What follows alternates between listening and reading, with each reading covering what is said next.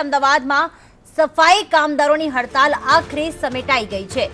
સફાઈ કામદારો દ્વારા સ્વૈચ્છિક હડતાલ સમેટવામાં આવી છે। શહેરના નાગરિકોની સલામતી માટે આ મહત્વપૂર્ણ નિર્ણય લેવામાં આવ્યો છે।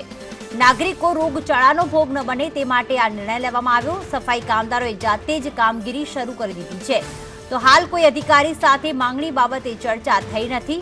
માંગણીની રજૂઆત માટે ગાંધીનગર જાય તેવી શક્યતા હાલમાં સેવવામાં આવી રહી છે। ઉલ્લેખનીય વાત એ છે કે સફાઈ કામદારો દ્વારા 3 દિવસની હડતાલનું એલાન કરવામાં આવ્યું હતું। આજે ત્રીજો દિવસ હતો, પરંતુ આજરોજ 13,000 જેટલા સફાઈ કર્મચારીઓ જે હડતાલ પર હતા તેમની હડતાલ આખરે સમેટાઈ ગઈ છે।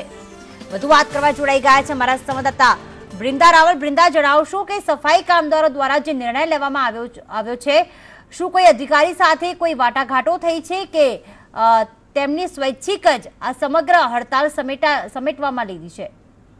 ચોક્કસ રીતે જે 3 દિવસની સફાઈ કામદારોની જે હડતાલ ચાલતી હતી તે આજે સ્વૈચ્છિક રીતે કામદારો દ્વારા પૂરી કરવામાં આવી છે। કારણ કે જે પ્રકારે ગઈકાલે તમામ રસ્તા ઉપર જે રીતે કચરો ફેંકવામાં આવ્યો હતો તેને લઈને કમિશનરે કડક પગલાં લેવાની સૂચના આપવામાં આવી હતી અને સસ્પેન્ડ કરવા સુધીના લોકોને કહેવામાં આવ્યું હતું, જ્યારે 6 અલગ અલગ FIR પણ કરવામાં આવી હતી। એટલે ચોક્કસથી આ બાબતને લઈને સફાઈ કામદારો દ્વારા આજે હડતાલ જે છે તે સમેટવામાં આવી છે।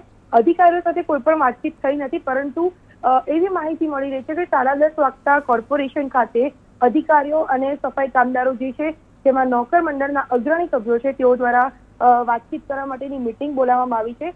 અને હાલમાં બીજી જો વાતચીત કરીએ તો જે રીતે ફોનેટિક વાત કરવામાં આવી છે સફાઈ કામદારો સાથે, તેમાં જણાવ્યું છે તેઓએ કે પોતાની માંગણીઓ જે છે તે સ્વીકારવામાં નહીં આવે તો તેઓ ગાંધીનગર સુધી જવાની પણ તેઓએ કહેવાય કે જે રીતે ચીમકી આપી છે તે પણ તેમણે જણાવ્યું છે। અને અત્યારે હાલમાં તેઓ ગાંધીનગર જાય તેવી શક્યતાઓ દેખાઈ રહી છે।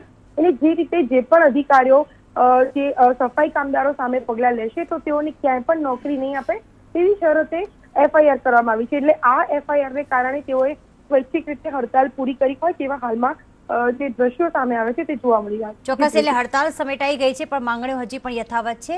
આભાર બ્રિંદા સમગ્ર વિગતો માટે।